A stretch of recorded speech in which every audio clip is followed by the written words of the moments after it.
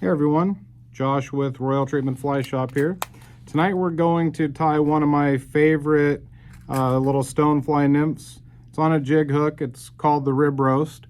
I start with a size 8 fulling mill jig hook. I'm going to then add a 4.6 millimeter slotted tungsten gold bead. Once I have that in place, I'm going to add some lead wire. I'm going to do 0.020, so it's going to have a little bit of weight to it. And when I start wrapping this lead on, I'm going to do it a little bit differently, or maybe everyone already does it like this. But I'm going to take and I'm going to hold on to the little tag and put the long end down below. And I'm going to wrap under and away from me. And I want to add about 10 wraps or 12 wraps of lead wire. And that's going to create a nice taper and body for me. But when I wrap under and away, what that's going to do is when I start to put my thread on, it's going to be going the opposite direction of the thread. So the thread is not going to unwrap the lead wire. So you'll see as I start, I'm wrapping my thread over and away. What that's going to do is just bind everything down really nice and tight like that. Another little trick here, a lot of times I just break my thread off, don't even bother with cutting it at this point. And I'm going to wrap all the way to the beginning of the bend and then wrap all the way back up to that bead. Now I'm going to take a piece of Glow Brite thread. I think this is Glow Brite number 5. It's kind of like this fluorescent thin floss. I'm going to cut maybe a 6 or 8 inch piece, and I'm going to double it over so it has a little more heft to it. And on something like this, what I'm actually going to do is I want to use 4 strands, and I'm going to create just a little hot tail. So I've doubled it over.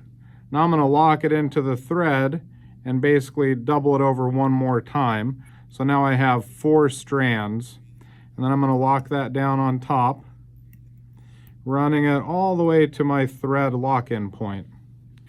And trim this off, and I want that tail to be maybe half the distance of the gape, something like that. Next thing, I'm going to add a Biot tail. Here's something that I do to help me manage my Biots. I take that whole string of Biots and I tape it to a pin or a pencil, and that way they're all flared out already, ready for me to cut them off. So instead of trimming them and having them fly away, they're already held open. I can pinch down a pair and boom, ready to go. So I'm going to turn them so they're back to back, so they're flaring apart from each other. Even up these tips here, if I can.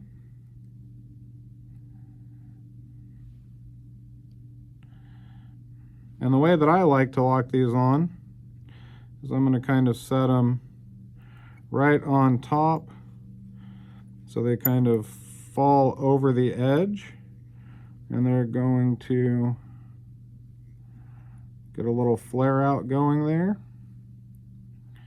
And there's my Stonefly Nymph tail. I'm going to put the thread all the way back up to the front again. So now we have basically the forked tail, but we have also this little hot spot in between there, or hot tag, whatever you want to call it. Next is going to be my body. I'm going to use this V Rib or vinyl rib. This is the nymph size in black. And if you're not familiar with this stuff, it's kind of a half round, so it's flat on one side, round on the other. So you tie this in so it has a flat side facing out, so that when you start wrapping, it rolls over and it gives this segmented look to your fly. So I'm going to lock it in, and I'm going to advance my thread back up kind of to within 1/4 of an inch or so I can put in my dubbing and my wing case. And I'm going to wrap this up now from edge to edge, trying to close up any gaps. But if I have a little red under thread showing through, not a big deal. And I'm just going to keep on going. And you know, when I came up with this fly, kind of my idea was something that would be dense and sink fast and just really go straight to the bottom, but also be kind of quick and easy to tie, and I think this has really met all those criteria. So I'm going to lock that in and trim off my excess. Now I'm going to take some large mylar tinsel. This is Vivus, but the you know, Mirage tinsel works, or any. And what I do is I cut off a piece, and I'm going to double it over around my thread, and then just lock it down on top. You know, what I'm looking for is a big kind of wing case here that I'm going to fold back over and glue down. Next, I'm going to give it some rubber legs. I like these barred ones. So I'm going to basically cut one leg off, cut it in half. So now I'll have two legs. So just like that. So now I have two legs that are about 1.5 inches. And I'm just going to lay them right on top. Give them 2 loose wraps. And now I'm just going to position them right in place. Give a few more thread wraps to lock it down. And now I'm going to move my thread to the very back there. I'm going to put in a ball of dubbing. I like to use this C-By Fine Flash. This is the black. This stuff is really easy to work with, has great color, just a great material. And I'm just going to take a good pinch and just twist it right onto my dubbing. Something like that. And I'm just going to give maybe one good wrap behind the legs. Helps them flare out a little bit. Something like that. And then cross over. Give a couple, 2-3 wraps in between. Looks like I need just a touch more dubbing. It's really easy to always just add a little more dubbing if you need it. I like to try to be a little more sparse with the dubbing than to have it be super crazy. And a couple more wraps here. And that looks pretty good. I'm going to fold this wing case over. I did 2 pieces, so I want to spread them out a little bit.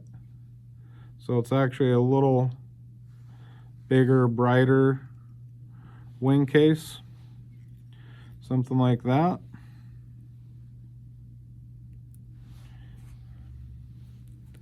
I think that looks good. Give a couple thread wraps, and now a couple of whip finishes to lock it down. And you don't have to be real crazy with the whip finishes here. I'm going to coat the wing case with UV resin. I like to use this Loon UV thick, and I want to, sometimes it takes a little bit to get it to work its way out. There it goes. And I'm going to give it a really good coat.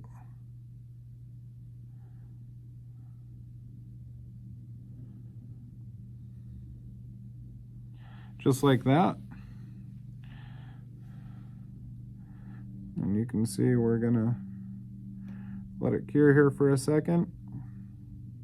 I try not to get my face right over the UV resin when I have the light on it. This stuff off gases, and some people are a little bit allergic to it. So now I have basically the fly tied. I'm going to trim up my legs a little bit. They don't need to be super long. There you go. And that is the rib roast. This is one of my favorite early season Euro nymphs. I fish it on the Deschutes, on the Metolius, really anywhere these, any of these rivers that have stonefly nymphs in them. Hope you enjoy it, and I'll talk to you guys soon.